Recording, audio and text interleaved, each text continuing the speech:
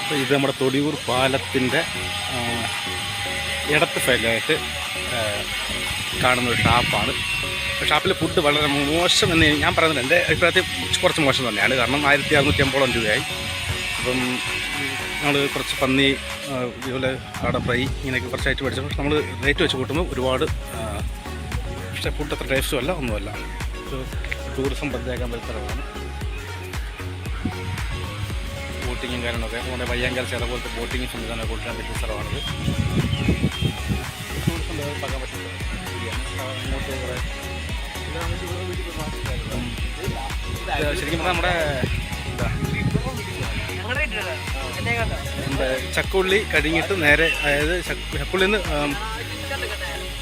മൊത്തം ചാണകമൊക്കെയാണ് കേട്ടോ. ഇതുപോലെ അലർജിയുടെ സാധനത്ത്. ഹായ്. അപ്പോൾ നമുക്കിത് ശരിക്കും പറയാൻ ഒരു ടൂറിസം ഡെവലപ്പ് ചെയ്യാവുന്ന സ്ഥലമാണ്. കാരണം ബോട്ടിങ്ങും ഒക്കെ. പക്ഷേ ഈ ഷാപ്പിലെ ഫുഡ് എനിക്ക് അത്ര ടേസ്റ്റായിട്ട് തോന്നുന്നില്ല. ഏകദേശം 1650 രൂപയുടെ ആയി മൊത്തത്തിൽ. ഞങ്ങൾ 7 പേര് കഴിച്ചത്.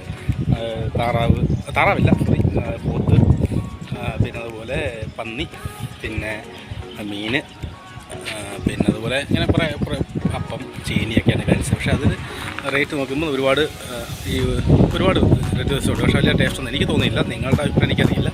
പക്ഷേ ഇതൊരു ടൂറിസം പദ്ധതിയാക്കാൻ പറ്റിയ സ്ഥലമാണ് കേട്ടോ. ടൂറിസം പദ്ധതിയാക്കാൻ പറ്റിയ സ്ഥലമാണ്. അതിന് പരമാവധി ഈ പ്രദേശത്ത് ഒരുപാട് പേർക്ക് ജോലി കിട്ടും. നിങ്ങളുടെ സാമ്പത്തിക അവർക്കൊരു ജോലിയാവും. ടൂറിസ്റ്റാക്കാൻ പറ്റിയ സ്ഥലമാണ്.